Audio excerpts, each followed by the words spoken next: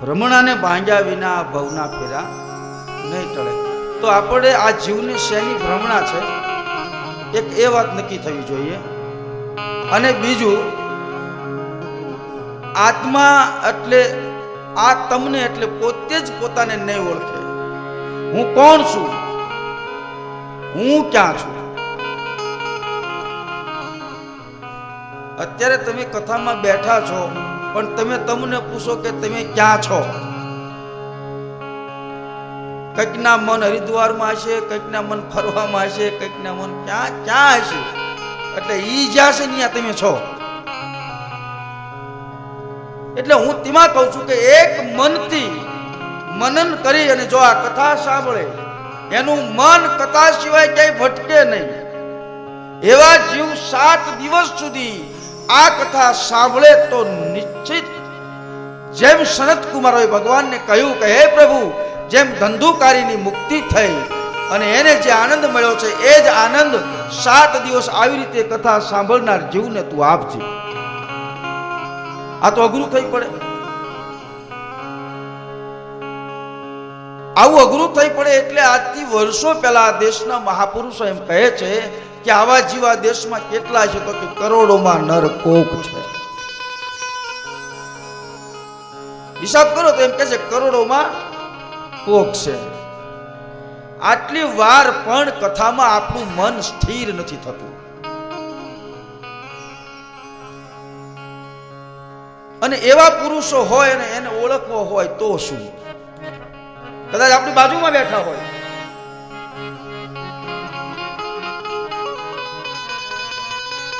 અને એને આપણે ઓળખવો હોય તો કેવી રીતે ઓળખાય કે આ જીવ આવો છે એમ?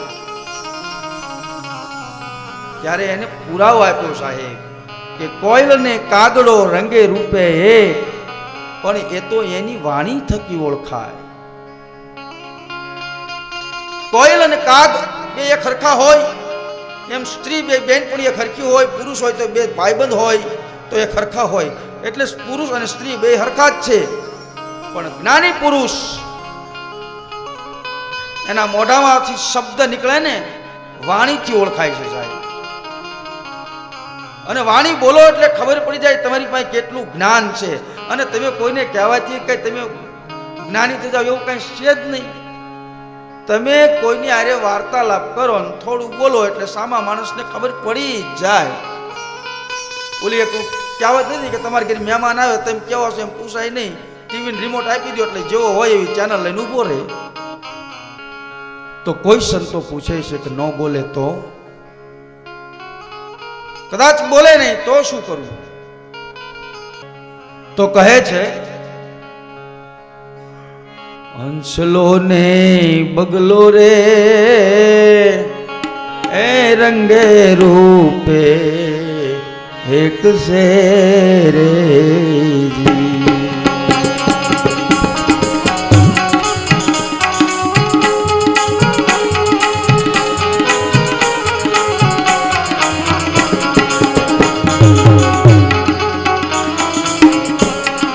અને ઈ તો એના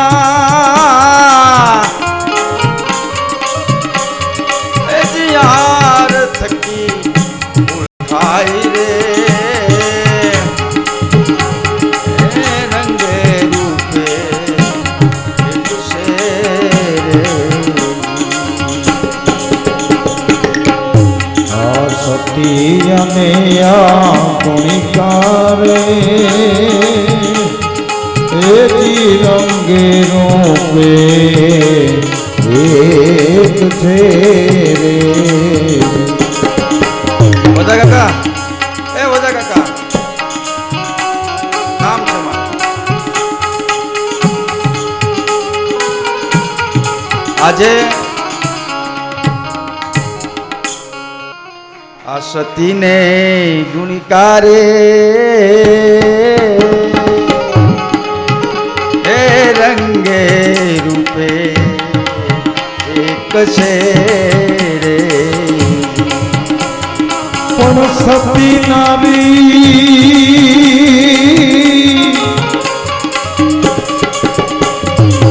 સતી નારી સત થકી હાઈ રે પરાયાત્માને ઓળખ્યા વિના રે એ જીવના મેરા નહીં તો ટળે રે અને સતી નારી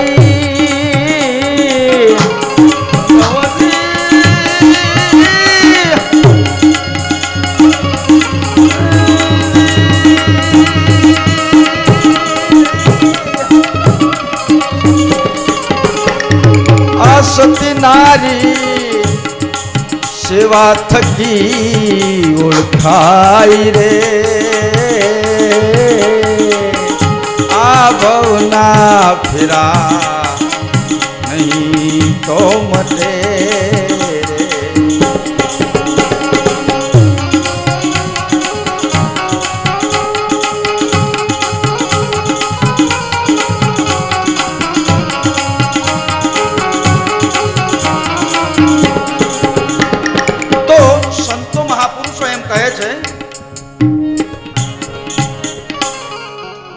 આવો ભાઈઓ આવો બહેનો કથા ગંગા નાહીએ આવો ભાઈઓ આવો બહેનો કથા ગંગા નાહીએ વૈષ્ણવ થવા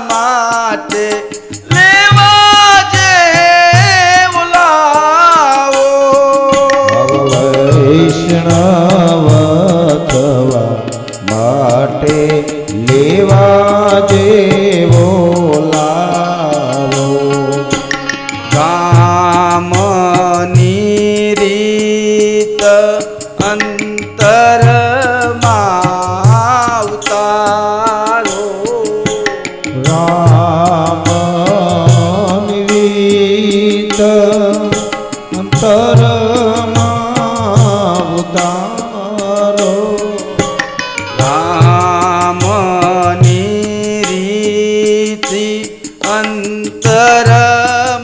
અંતરમાં ઉતારો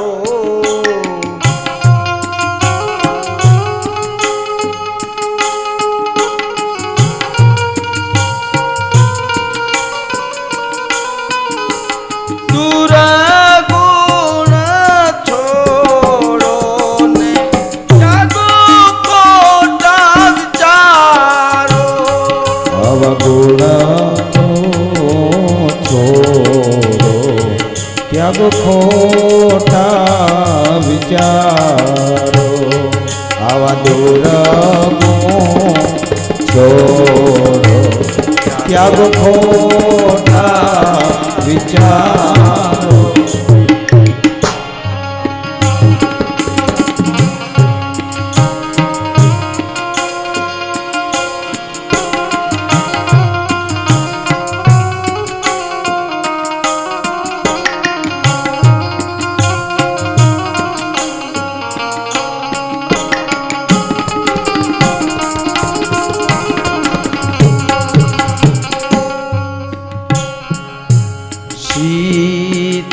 સીતાના સ્વામીનું સ્મરણ કરતા સીતાના સ્વામીનો સ્મરણ કરતા રાધાના કૃષ્ણનું સ્મરણ કરતા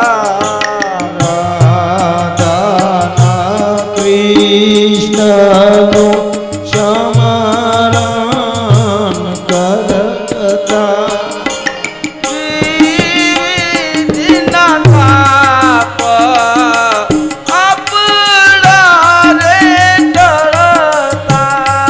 આવા ત્રિવિધના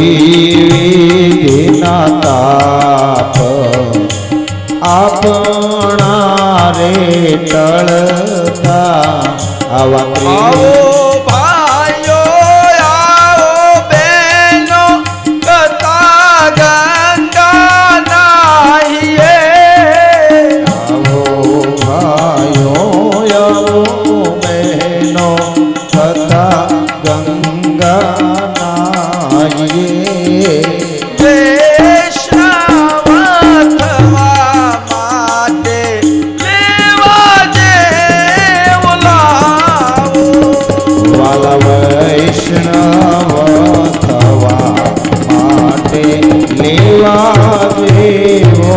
લાવો જગને સુધરવાયા એક સે ધારો જગને સુધરવાનો એક સે ધારો ઓ જગને સુધરવાયા એક છે ધારો જગને સુધરવા એક સે ધારો વિશાળયા વિશ્વમાં જળ સંગે ધારો વિશાળયા જગમાં સર્વથળે ગાળો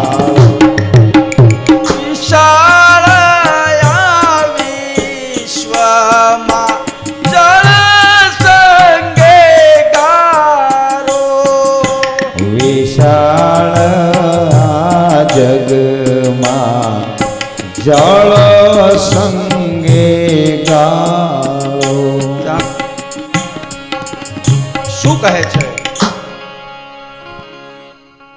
જગને સુધરવા આ એક સત્ય છે ધારો આ એક જે ધારા છે જ્ઞાન રૂપી ધારા આમાં તમે સુધરી શકો છો તમારે સુધરવું હોય તો પણ નહીતર શું કહે છે વિશાળ આખા વિશ્વમાં જળ સંગે ગારો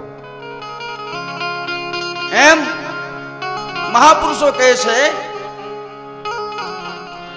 કે જગને સુધરવા આ એક છે ધારો જ્યાં તમારી ભૂલ થઈ છે ને એનેથી જ ભૂલ સુધરે હવે હું કદાચ 10 વખત માફી માંગુ 10 વખત ગમે એમ કરું તો એ ભૂલ નથી સુધરતી પણ એ ભૂલ ત્યારે સુધરે છે કે જ્યારે આપણે સુધરી જઈએ